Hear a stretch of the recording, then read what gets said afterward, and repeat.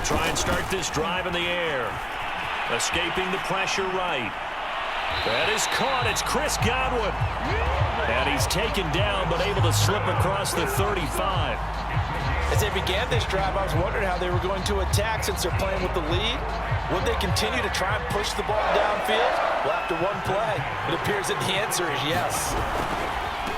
On first down, Elliott. And down he goes at the 45 after a pickup of 9. He's had a ton of success here so far, but you get the feeling that he might be on the verge of popping one. Yeah, even on that one, there was a little bit of a hole, but it closed there quickly at the end. And that falls to the ground, incomplete.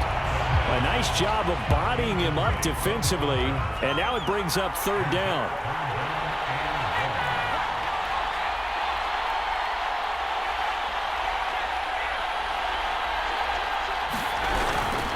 They'll try and run for it with Elliott. And he's got the first down yardage as he brings this up to the 47. I like his focus there because he wasn't thinking about breaking that one big. All he thought about was, I need one. Let's go get that. Ended up picking up 2. Back to throw now on first down. And that is incomplete. Oh, the coverage a little too good there, and it's second down. Here's 2nd and 10.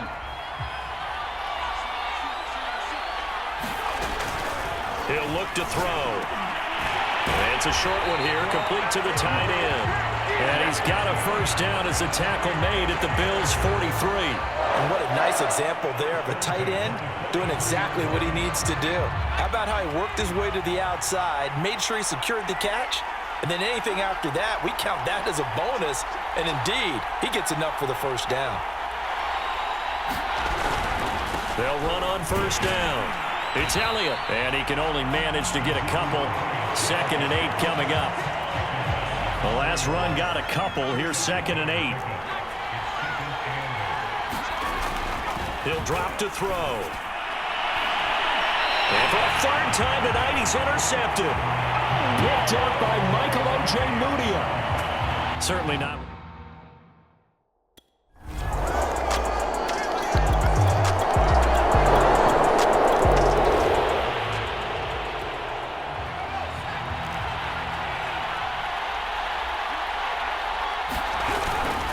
They start on the ground with Elliott.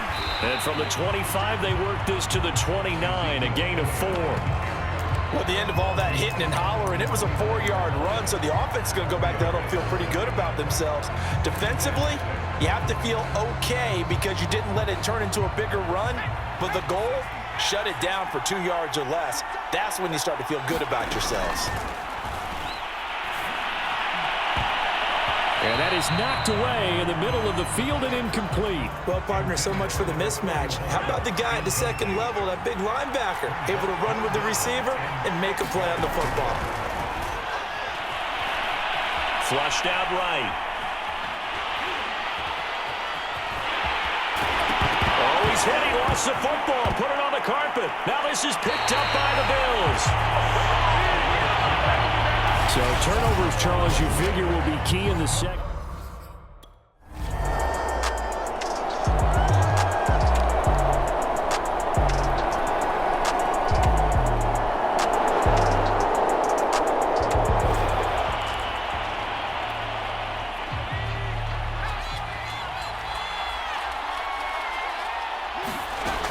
They'll look to throw here on first down. Flush to his right. And that is incomplete. He couldn't hold on through the contact. Brings up second down. That was an interesting look there because as soon as he got outside the pocket, I thought he was going to take off and run for yardage. But what often happens now with these quarterbacks who can move, defenses want to try and keep bodies in front of them. And I think that discouraged him from taking off and made him try a pass downfield that fell incomplete. 48 yards rushing for him now to this point. So from second and long, now we go to third and very manageable. Yeah, they love that phrase, don't they? Because as an offensive coordinator, you can keep people a little bit off balance and guessing because you don't have to throw it. You can come back with a strong run game if you want to. And if you're in 4-down territory, that really opens things up for you. That is an absolute backbreaker. That was a design passing play, wasn't a draw. You think you got him stopped, good coverage downfield, and he's able to pick up the first with his legs. Defensively, that kicks into your psyche and hurts a little bit, doesn't it? It certainly does, and here's the thing. Anytime you give up a first down, it hurts you psychologically, but it hurts more when they get it this way because you've covered everything. He didn't have any place to throw the football. He takes off running and picks it up anyway, and now you have to stay on the field for an extra set of downs. And really could have used that stop trailing here in the fourth. They'll set up a throw. His throw incomplete. They've given up a few first downs on this drive, but getting the incompletion there, that should give them something to build on and maybe turn the tide.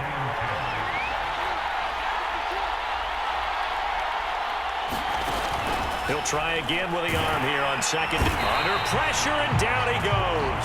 They sack him back at the 36. A.J. Epinesa. It'll go as a loss of about 8 as he gets in there to drop him. They were trying to set up a screen there, but that one just too slow in developing. Yeah, too slow in developing and well read because that ends up being a bad feeling for the quarterback. When he's got no blocking in front of him, his guys are just going to let defenders go, and they're coming for him. So if it's not there, you just got to throw the ball on the turf at your running back's feet.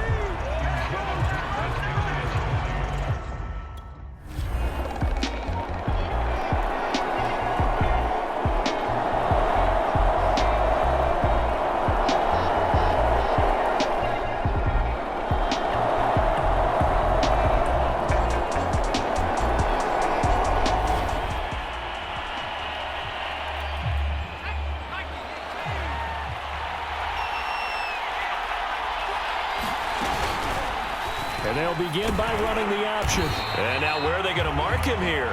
Well, they say he did get back to the 1-yard line, but that could have easily been 2 points the other way. 2nd and 10. Back to throw now in his own end zone. A dump off to Elliott. And he's only able to get it up to about the 2-yard line. They do get a yard there, but only a yard. Leaves him with 3rd and 9 looming.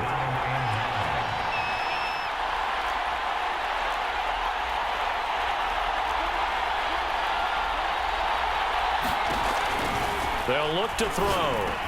Open man right side is Tony. And he is going to have the Buccaneers first down as they're able to get the 3rd down conversion. Tell you what, he's been able to put the ball in some tight spots all game long. That throw, no different. Yeah, a lot of people would call it a gutsy type of a throw. I think he looks at it as, I can do it, so it's not that big of a deal to me, and I'm going to keep firing.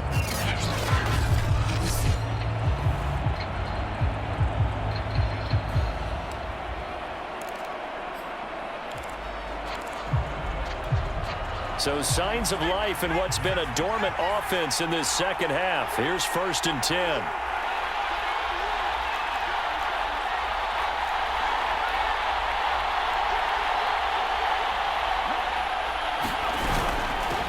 Here's a handoff out of the gun. 5 yards on the carry. Good pickup on first down. A tight game like this, such a tough spot for the offense to be in. Even though they have the lead, Charles, back up so close to their goal line, they got to protect the football. And that's when you have to take care of your team with play calling as well. Not a lot of misdirection, not a lot of counters, not a lot of plays where you have extra ball handling. Get it right to the hands of your running back, tell him to take care of the ball, and try and move forward. Clock continuing to run. They'll probably wind this all the way before snapping it on 2nd down. They'll try and run some clock here as they keep it on the ground. And he stopped immediately there. They'll say no gain on the play there, and now it'll be 3rd down. Now, obviously, that's some good work there defensively, being able to stop them and bring up a key 3rd down. But if you're on the offensive side of the ball, there's an opportunity because I know what defensive guys are thinking right now. Just stop them, get to the ball. That means they might not be sound defensively. There could be some opportunities. And you said key 3rd down. Highlight that word. Put it in bold. Here we go.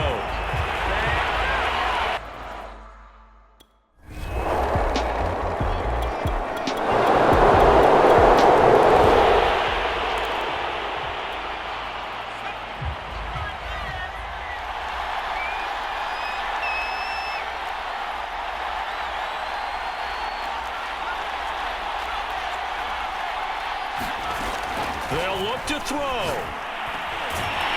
And this time he's got the hook up. It's complete. First down now, but that clock rolling. Back to throw. Eluding the pressure right. And he's able to get this one out closer to midfield across the 45. He'll get 5 out of the scramble. It's second down.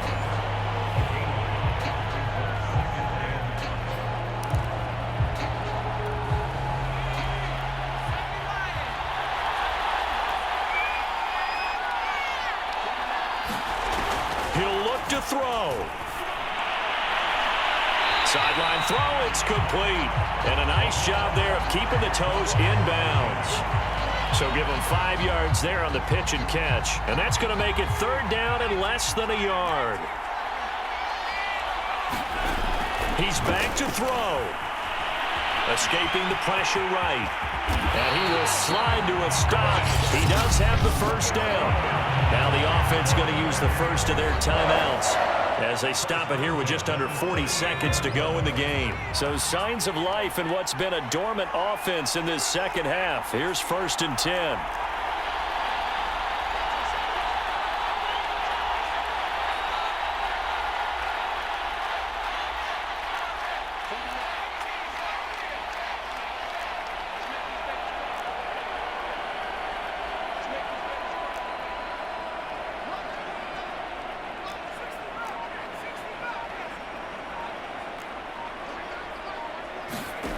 Back to throw.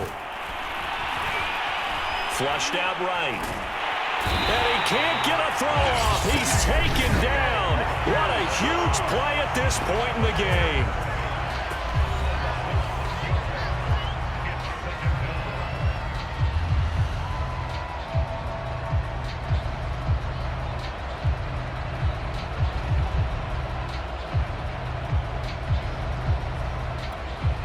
Work to be done here on 2nd and 16 after the sack.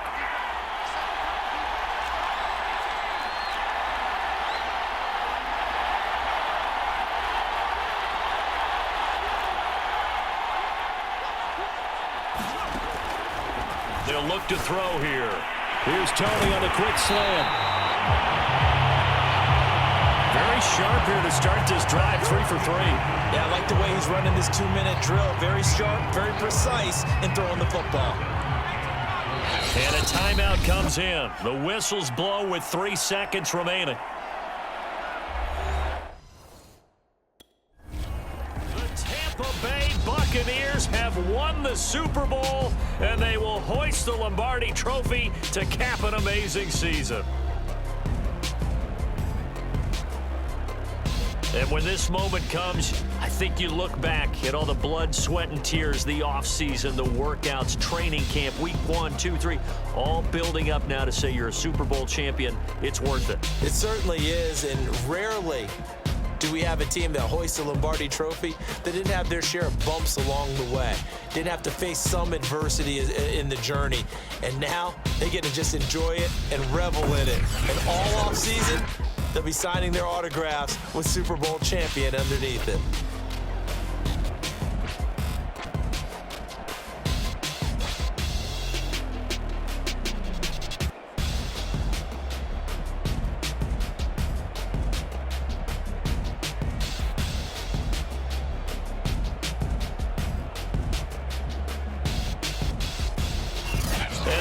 This year, just how everybody wants to end the year, holding the Lombardi Trophy. What a season for them. What a ride it's been for us as well here in the booth. For Charles Davis and our entire crew, I'm Brandon Gaudin. Thanks for watching, everybody. We will see you next season right here on EA Sports.